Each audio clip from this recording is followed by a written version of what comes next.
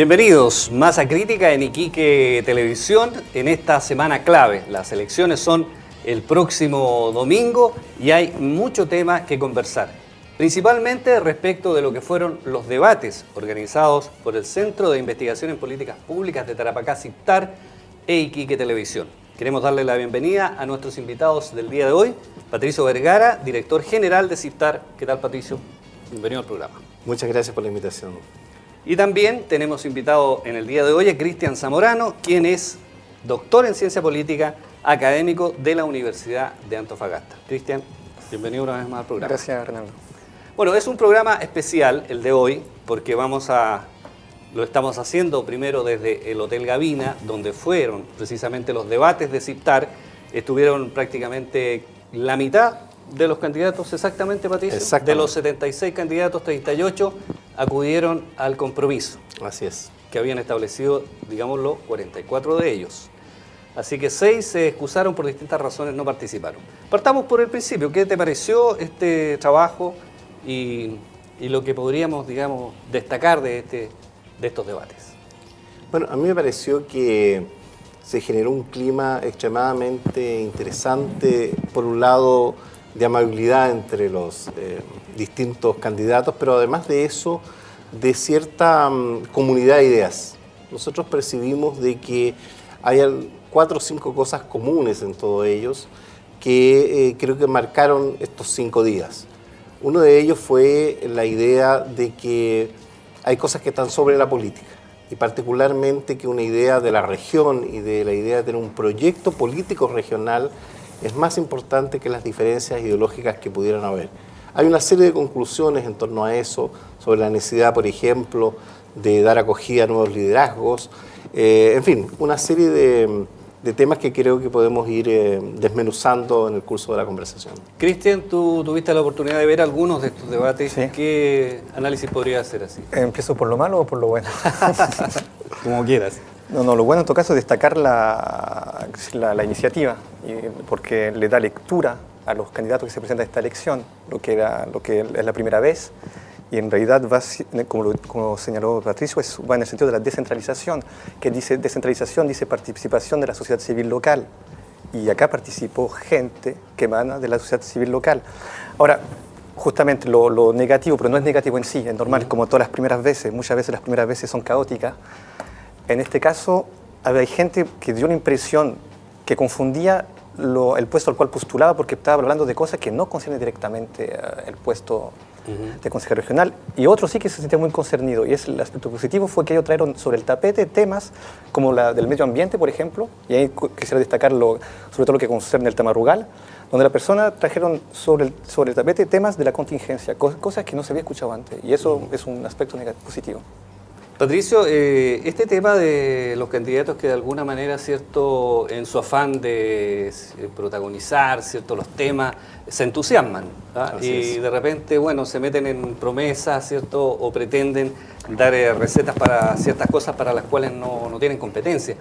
Es normal en la política, digamos, no solamente en los candidatos a consejeros regionales, lo vemos en las candidaturas a diputados, incluso los mismos senadores, algunos de los cuales, cierto, hemos tenido experiencias no muy felices en nuestra región, que prometieron muchas cosas y después desaparecieron. Pero esto es normal, ¿no? Es normal, sobre todo cuando se trata de una institución que se está renovando. Hoy día vamos a tener consejos regionales representativos, un gran cambio, en el cual aparece, yo diría, una cierta justificación asociada con eso, con el entusiasmo que le colocan en las promesas a algunos de los candidatos, porque esa representatividad hace que ellos, además de cumplir el rol de consejeros regionales, sean líderes de sus comunidades. Es decir, ellos hacen una diferencia entre lo que pueden hacer en su cargo con lo que pueden liderar afuera en torno a esos temas. Claro. Entonces, creo que por ahí va esa distinción que no se daba antes, porque antes la ley establecía claramente que las personas estaban en un determinado cargo con determinadas atribuciones, y además tenían un origen que no era, llamémoslo, especialmente democrático, ¿no? Sí. Hoy día es importante señalar cuál era el origen de los consejeros regionales, porque hay mucha gente que, primero, no sabía que existían, digamos, Así es. hasta esta elección. Y segundo, no sabían tampoco, cierto, que los consejeros regionales se elegían, por decirlo de alguna manera, por los concejales. Así es. y algunos llegaron a ser consejeros durante muchos periodos con un par de votos, digamos, que a veces eran de algunos amigos, digamos. Bueno, se ha tejido todo tipo de especulaciones, incluso hasta un hombre del maletín que ha surgido de repente casi como un mito ya. Claro. Por supuesto que cambia, digamos, con esta ley, ¿cierto?, donde podemos ahora elegir a los consejeros regionales, pero también hay un tema que está pendiente, que son las atribuciones que van a tener los consejeros regionales. Ellos van a ser, ¿cierto?, electos el próximo domingo, y ¿para hacer qué? Todavía no está la ley orgánica. Bueno, ayer se despachó en el Senado una parte del tema, y tal como viene, si es que no hay cambios en indicaciones en la Cámara de Diputados, se espera que en los próximos meses se le dé curso, pero no parece tan fácil el tema, porque hay cuestiones de fondo que son claramente rechazadas por lo menos por los actuales consejeros regionales, como el hecho de que se les quita la atribución de la asignación de recursos a proyectos específicos. Y se los deja más bien en la aprobación de marcos presupuestarios, de planes y programas, ¿no es cierto?, instancias más genéricas. Cristian, ¿cuál es tu visión respecto de lo que viene, de las atribuciones que van a tener los consejeros regionales, de acuerdo a esta ley, digamos, que todavía no sale? Bueno, básicamente estamos en el proceso de una profundización de la descentralización. Entonces, obligatoriamente va a costar.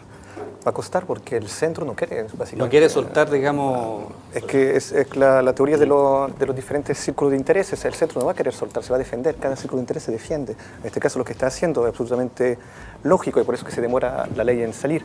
Ahora, justamente la falta de visibilidad, o digamos, de lectura de esta elección no se hace simplemente por parte de los actores, también por parte del electorado.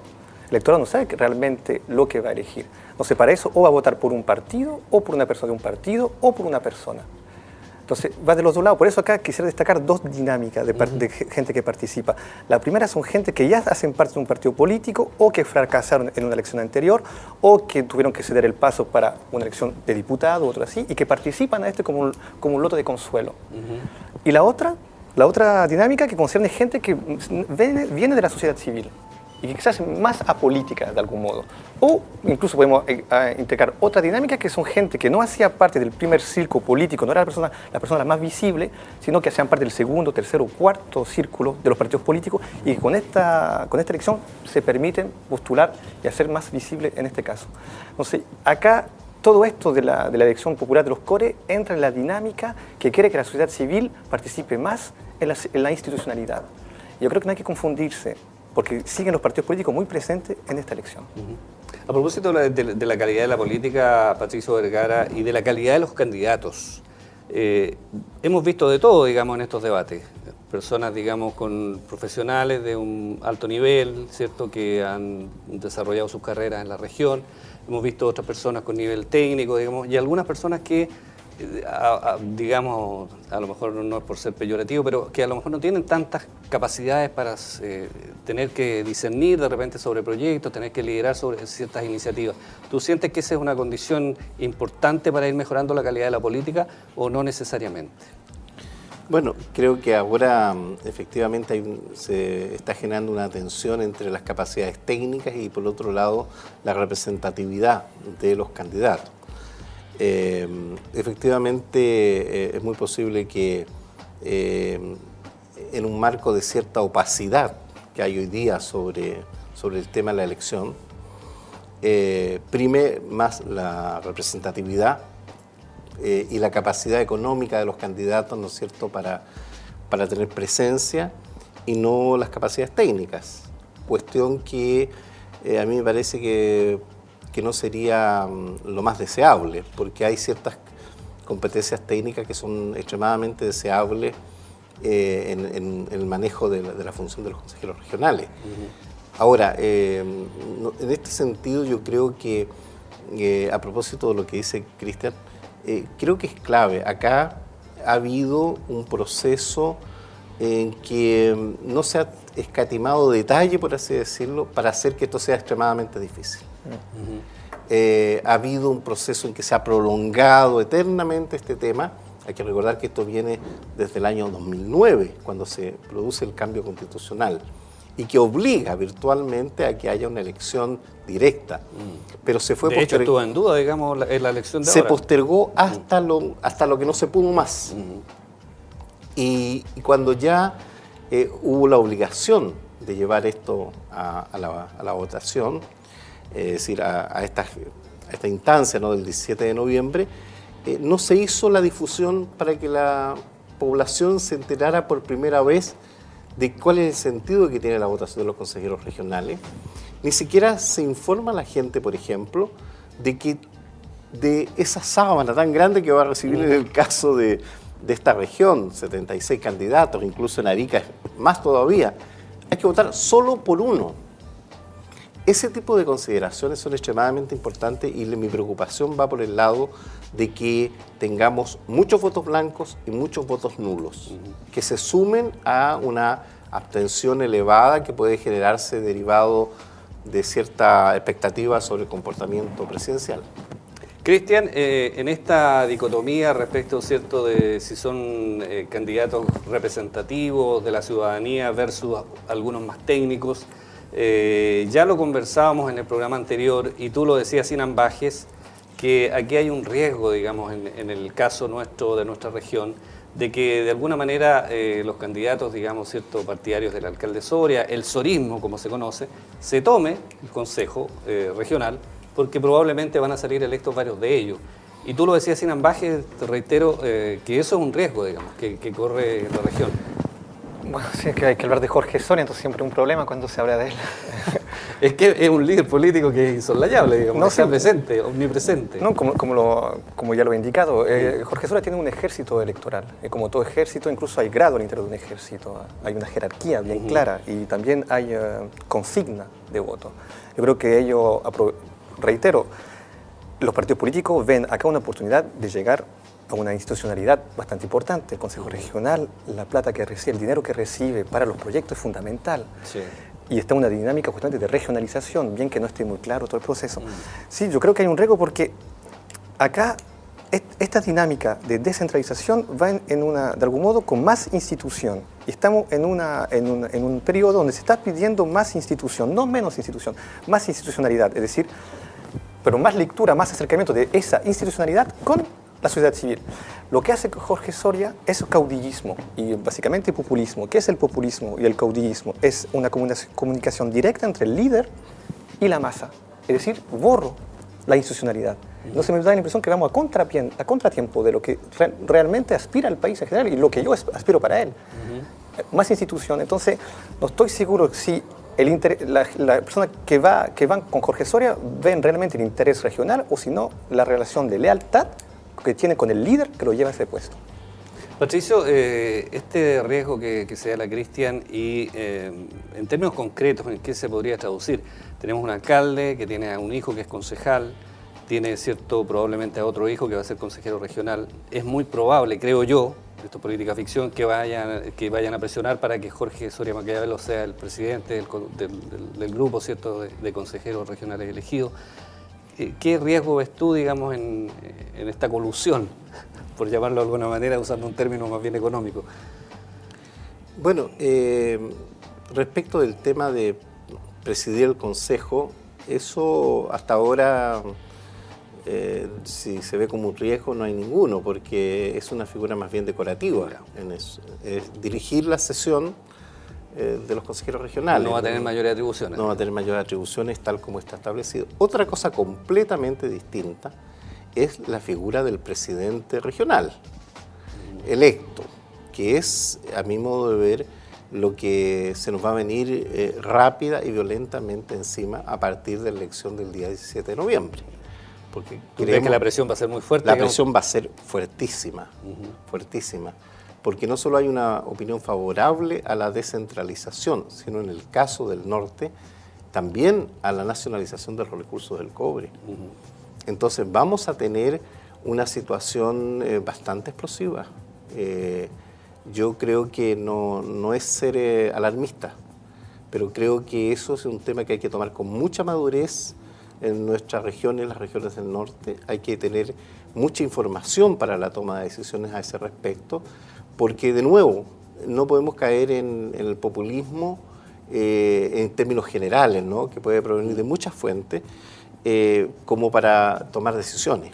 Hay que En la tomar. encuesta que ustedes hicieron precisamente sale cierto que hay un 25% de la población en nuestra ciudad, en Iquique especialmente, que tiene aprensiones respecto de que efectivamente el intendente pueda ser elegido, digamos.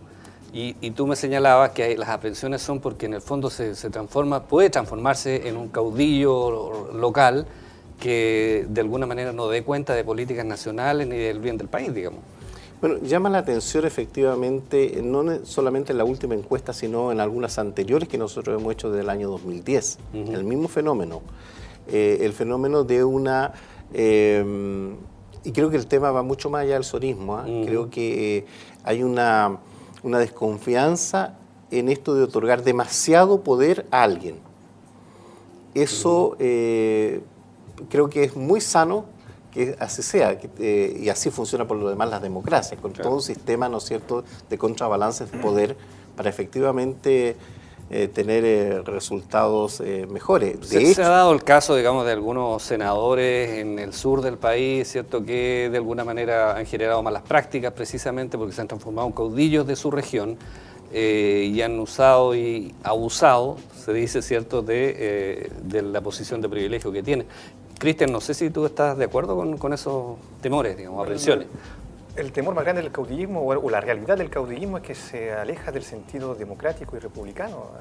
Ahí mi gran molestia. Es decir, yo no critico nada el discurso de Jorge Soria en cuanto a las ideas que tiene, incluso la idea de vivienda, me parece absolutamente normal y una buena idea. Pero anunciar eso, obviando las instituciones, ahí llegamos en el populismo. Y aquí ahí hay algo de peligroso, porque está indicando que puede hacer algo que en realidad no puede hacerlo, no en todo caso en los plazos que haya fijado inmediatamente. Y para subrayar lo que indico, de manera objetiva, Jorge Soria no participó en el último debate que ustedes organizaron para los municipales. Sí. No participó en el debate de las municipales y tampoco participaron los candidatos, digamos, de su lista en este debate de consejeros regionales, no. Y bueno, tampoco participó la Mirta Dubos, si recuerdo. Sí, claro. Bueno, sí, cuando vemos que Mirta Dubos fue una alcaldesa designada, nos muestra ya qué relación tenía con la democracia. Qué pena que tampoco Jorge Soria... El riesgo no tiene nombre y apellido, digamos, en el fondo es eso. Sí, pero en este caso, a la diferencia de la Mirta Dubos u otro, Jorge Soria es una realidad política y una fuerza política en esta región. Y yo creo que es lamentable que una fuerza política esté tan alejada del sentimiento democrático en 2013. Bueno, vamos a hacer un breve alto en nuestro programa. Estamos en Masa Crítica en Iquique Televisión, conversando con Patricio Vergara, quien es director general de CIPTAR, y con Cristian Zamorano, académico de la Universidad de Antofagasta, doctor en Ciencia Política. Vamos a la pausa y ya estamos de regreso con ustedes.